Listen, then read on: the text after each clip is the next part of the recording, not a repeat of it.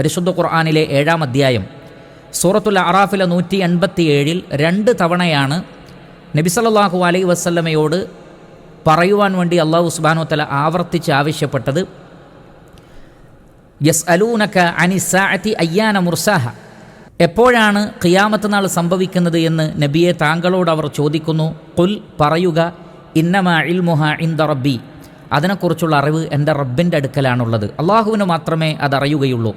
ലാ യുജല്ലിഹാ ലിവഖ്തിഹാ ഇല്ലാഹു, അതിൻ്റെ സമയത്ത് അത് വെളിവാക്കുന്നവൻ അവൻ മാത്രമാണ്. അപ്പോൾ അന്ത്യനാളിനെക്കുറിച്ചുള്ള അറിവ് അള്ളാഹുവിന് മാത്രമാണുള്ളത്. അതേ ആയത്തിൽ വീണ്ടും പറയുന്നു, യസ്അലൂനക കഅന്നക ഹഫിയ്യുൻ അൻഹ, താങ്കൾ അതിനെക്കുറിച്ച് സൂക്ഷ്മമായി നിരീക്ഷിച്ചിട്ടുണ്ട് എന്ന നിലക്ക് ആളുകൾ താങ്കളോട് വീണ്ടും വീണ്ടും അതിനെക്കുറിച്ച് ചോദിക്കുന്നു. ഖുൽ, നബിയെ പറയുക, ഇന്നമാ ഇൽമുഹാ ഇൻദല്ലാഹ്, അതിനെക്കുറിച്ചുള്ള അറിവ് അള്ളാഹുവിൻ്റെ അടുക്കലാണ്. അപ്പോൾ ഖിയാമത്ത് നാൾ എപ്പോഴാണ് എന്നുള്ളത് അള്ളാഹുവിന് മാത്രം അറിയാവുന്ന കാര്യമാണ്. ഇതേ കാര്യം സൂറത്തു അൽ അഹ്സാബിലെ 63-ാമത്തെ ആയത്തിലും കാണാം. യസ്അലുക്കന്നാസു അനിസ്സാഅ, ജനങ്ങൾ താങ്കളോട് അന്ത്യസമയത്തെക്കുറിച്ച് ചോദിക്കുന്നു.